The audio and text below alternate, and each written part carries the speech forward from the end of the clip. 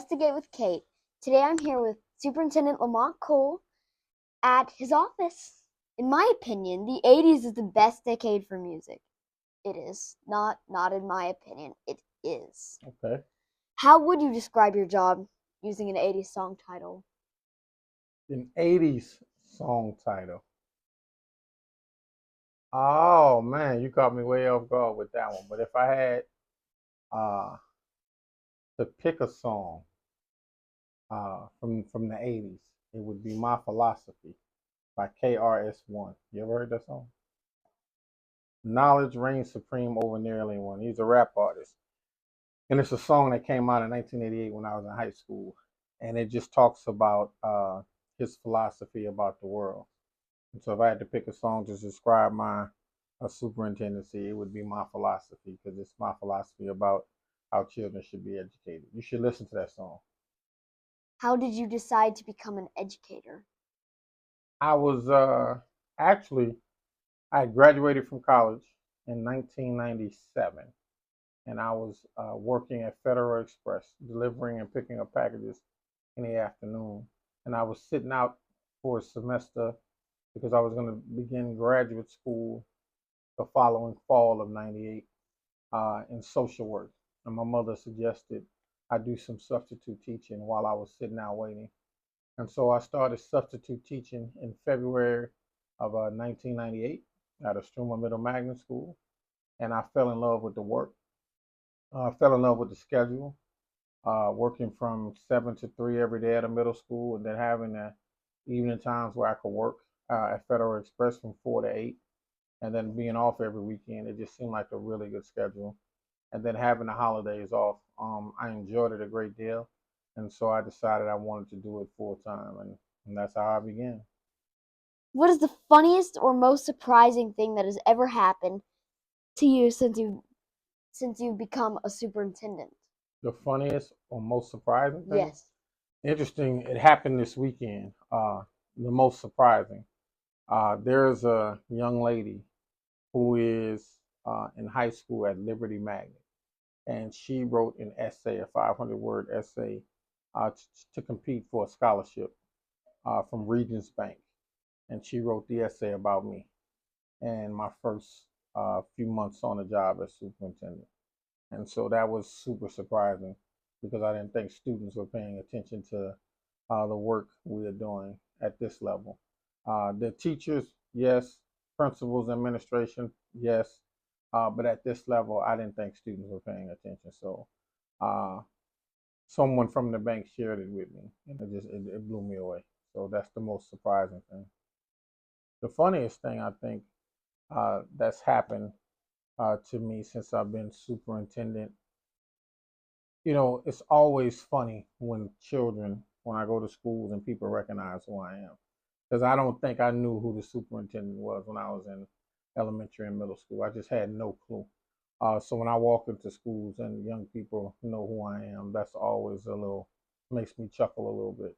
That young people are paying attention more nowadays than they did when I was in school. Well, when you came to my school, I recognized you. Really? hmm Wow. See, that's that. I don't know if that's good or bad, but it does make me want to work harder to make our district a good place. If you were stranded in Louisiana swamp for a year and you started a school, what would you bring to start the school? Like, Uh, what are the essentials to start a school? the essentials to start a school. Uh, I think I would bring lots of paper, Yes. lots of pencils, lots of flashlights. Okay. Uh, there are these things, I forgot what they call them in the army. Uh, they're these food things that last a long time. MREs. I would bring a ton of those. If we were in a swamp, I would bring a ton of those. Um, have to bring some teachers who could Yes. teach. Bring lots of those who could teach various different subjects, who could be creative in the swamp and use it to help to educate the kids further. But I think after that, that's all we need. Teachers, pencil, paper, something to eat, and I think we could have some good experiences in the swamp. Maybe some sleeping bags, maybe some boats, so we could, if we're in the swamp, I Field assume. trip. If we're in the swamp, I'm sure we'd be on the water. So those things, I think we could get it done. In education today, we have so many resources we use to teach uh, children, and sometimes I think it's overkill. I don't think we really need all of those things to teach. They say the greatest generation of people to be educated in America is the class of 1972. And so that is the class that Steve Jobs was in. That is the class that Bill Gates was in. That is also the year that Sputnik went into space. And so that ushered in the age of innovation and space travel in a more broad way. And so I think some of those things, the simplistic things we used to educate ourselves a long time ago, are the things we simply need today. At your vision luncheon Hmm? that I attended, That you you MC. yes, you mentioned the possibility of changing start times for Hmm. middle and high school. Hmm. I will be heading into 6th grade in the fall, so I was wondering if I need to start mentally preparing myself to wake up at the crack of dawn, or if the later start times might actually happen. If it's up to me, we make the attempt to begin that process next school year. We push elementary up a little bit to about 7:45. Middle school would start at about 8:30, and then high school would start at about 9:25. And so the research tells us, brain development, brain research tells us that younger age students do better in the morning, and that middle school and high school students do better with later start times.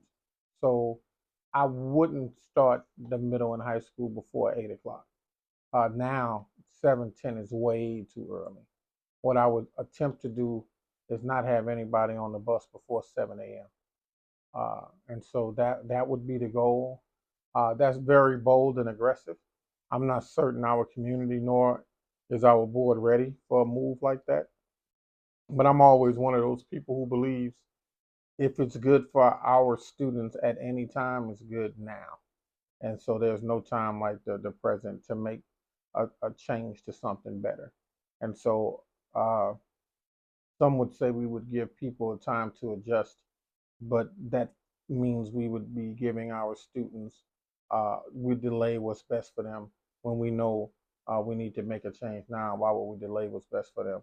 And so I'd make that move now. So to answer your question, I am going to talk to board members individually about the possibility of switching to a later start time sooner rather than later. We are working with a consultant to look at our transportation system and our bus routes to see if we could accommodate that for next year. And if so, you might be starting middle school a little bit later than the time they start now. If you could give each student in this district one thing, what would it be? The gift of wonder. I would give every child the innate ability to wonder about the world and want to know, understand, and learn things. I think everywhere I've traveled to in the world, I want to know more about why things are, or how did things end up being the way they are. When I get there, and for me, it's so fascinating when you travel to places and you ask that question, how, why, and what happened here. And so I'd want every child to have that because I think uh, wondering about the world, wanting to know more about the way things are, helps to make you a more well-rounded individual. It also makes you more compassionate and more understanding of other human beings when you learn about their circumstances, when you learn about the conditions where they are, and then when you learn about how things have come to be. And so I would give them the gift of wonder. Bonus question. Sure, I Do you have H's on your tie? I do. Okay. You That- want You to know know what what that- brand that is? You know, Yes. you know, it stands for happy. No, I'm just joking. It stands for Hermes. Oh, okay. Yeah. That was a bonus question. Well, thank you for watching Investigate with Kate. How can we find you? You can find me at ebrschools.org on our Instagram and Facebook page. You can also find me at my personal Instagram page at Lamont Cole and on X at Lamont Cole, as well as